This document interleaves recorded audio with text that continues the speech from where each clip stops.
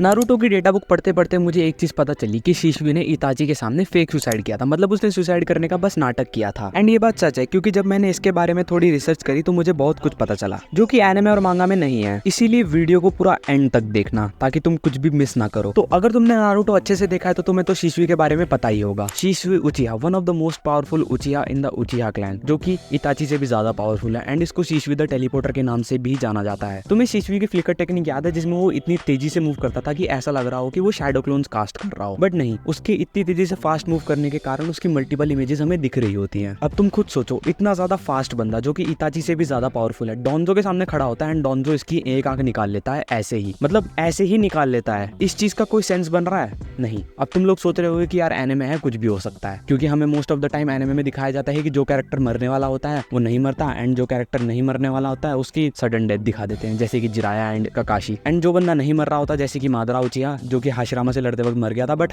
मादरा उचिहा ने इज़ानागी का इस्तेमाल करके पास्ट के कुछ इवेंट्स को बदल दिया जिससे वो वापस से जिंदा हो गया। एंड देन हमें नारुतो की फोर्थ डेटा बुक में ये चीज मिलती है जहां पर लिखा हुआ है कि by feigning his suicide and disposing his corpse he made his friend awakens his Mangekyo Sharingan. By feigning का मतलब होता है किसी चीज का फॉल्स अपीयरेंस देना। जहां पर इस पैराग्राफ का मतलब है कि शिशुए ने अपनी सुसाइड का फॉल्स अपीयरेंस दिया था इताची के सामने ताकि इताची अपनी मांगेक्यू शारिंगान एक्टिवेट कर सके। अब देन तुम में से कुछ लोग सोच रहे होंगे कि फॉल्स अपीयरेंस इसका मतलब शिशुए अभी भी जिंदा होना चाहिए, मतलब उसने नाटक किया था तो अब तक जिंदा होना चाहिए ना, वो हमें एनिमे में दिखा क्यों? देखो यार, डोंजो शिशुए की आई चुराता है एंड शिशुए सुसाइड कर लेता है। इस बीच में बहुत सारी इन्फॉर्मेशन मिसिंग है जो कि हमें बताई जाती है light novels and data book में। Light novels and data books basically वो इन्फॉर्मेशन कैरी करती हैं जो कि एनिमे और मांगा में नहीं होती। डेटा बुक्स और लाइट नॉवेल्स दो टाइप की होती हैं, canon and non canon. Canon का मतलब ये है कि वो स्टोरी के अंदर से ही ली जाती है, मतलब वो एकदम ट्रू होती है। एंड नॉन कैनन वो जो कि एनिमे की स्टोरी से कहीं रिलेट नहीं करती, तुम इनको फिलर एपिसोड्स की तरह मान सकते हो। एंड नारुतो की ऑलमोस्ट सारी data books and light novels canon है, तो इसके बीच की सारी इन्फॉर्मेशन मैं तुम्हें बताता हूँ और उसके लिए तुम्हें वीडियो को एंड तक देखना पड़ेगा वरना तुम्हें कुछ समझ नहीं आएगा। तो शुरू से शुरू करते हैं।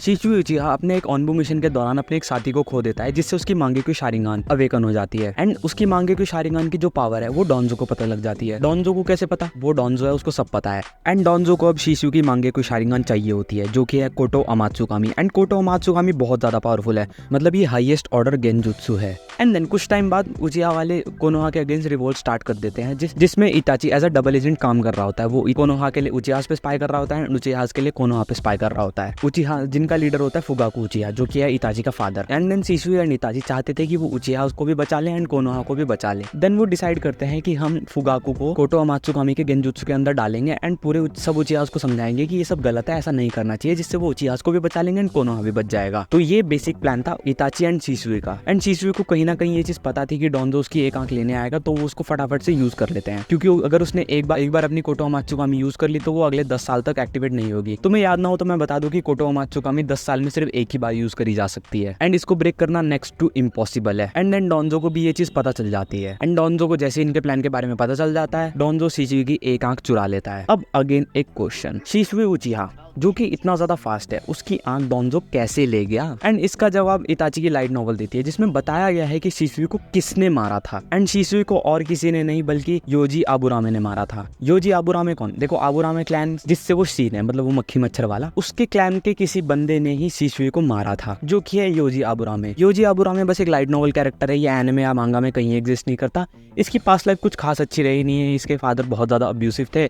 एक दिन उन्होंने गुस्से में आके इसका गला काट दिया जिससे योजी आबुरामे बोल नहीं सकता था। एंड देन डोंजो ने उसको अपने अंडर ले लिया, डोंजो ने उसको ट्रेन किया। योजी आबुरामे का सिर्फ एक ही गोल था, इताची पे स्पाई करना, मतलब ट्रेनिंग से लेके उसके कोनोहा छोड़ने तक वो इताची पे स्पाई करता रहा। एंड शिशुए एंड इताची का जो प्लान था कोनोहा एंड उचिहा को बचाने वाला, ये भी इसी ने लीक किया था। एंड ऑल्दो डोंजो उसकी कोटो अमात्सुकामी यूज होने तो देता नहीं क्योंकि फिर अगले 10 साल तक वो एक्टिवेट नहीं होती। तो देन इसके बाद डोंजो और शिशुए की जो मीटिंग होती है जहां पर डोंजो शिशुए की एक आंख चुरा लेता है, वहां पर उससे पहले योजी अपना किसी इंसेक्ट के थ्रू शिशुए की बॉडी के अंदर पॉइजन डाल देता है। ये पॉइजन बहुत ज्यादा डेडली होता है, इवन ये शिशुए के कुछ हाथ पैर भी पैरालाइज कर देता है जिससे शिशुए काफी ज्यादा स्लो हो जाता है। अब तुम्हें रियल रीजन पता चला कि शिशुए ने क्यों अपने आप को डिफेंड नहीं किया उस टाइम, वो क्यों इतना स्लो हो गया था। ऐसा नहीं है कि शिशुए बहुत ज्यादा कमजोर था, उस टाइम पे शिशुए के अंदर पॉइजन आ चुका था एंड उसके बॉडी पार्ट्स पैरालाइज हो गए थे। एंड देन शिशुए को पता था कि वो बहुत जल्द मरने वाला है। देन उसने इताची के सामने अपनी फॉल्स डेथ का अपीयरेंस दिया ताकि इताची अपनी मांगेक्यू शारिंगान एक्टिवेट कर ले। एंड देन शिशुए मर जाता है। एंड ये जो पॉइजन होता है ये क्योर नहीं हो सकता। अब तुम्हें रियल रीजन पता चला। एक और इंटरेस्टिंग चीज, अब मान के चलो इताची को ये चीज पता चलती कि शिशबी को एक्चुअली में किसने मारा है, तो वो गुस्सा नहीं होएगा? ऑब्वियस सी बात है। इताची ने योजी याबुरामे को ढूंढा, उसको अपने गेंजुत्सु के अंदर डाल के मेंटली एंड फिजिकली टॉर्चर किया एंड देन उसको अपने अमातरासु से जला दिया, इवन उसके इंसेक्ट्स तक को जला दिया था। ये एक अच्छा काम किया इताची ने। And that's all for today. अगर ये वीडियो तुम्हें इन्फॉर्मेटिव लगी हो, इस वीडियो से तुम्हें कुछ अच्छा जानने को मिला हो, तो प्लीज चैनल को सब्सक्राइब कर देना। ऑल्दो हमारे 4000 सब्सक्राइबर्स हो चुके हैं, जल्दी से जल्दी 5000 भी करा दो ताकि तुम्हें ऐसी ही अच्छी वीडियोस मैं आने वाले टाइम में दे सकूं। And thanks for watching.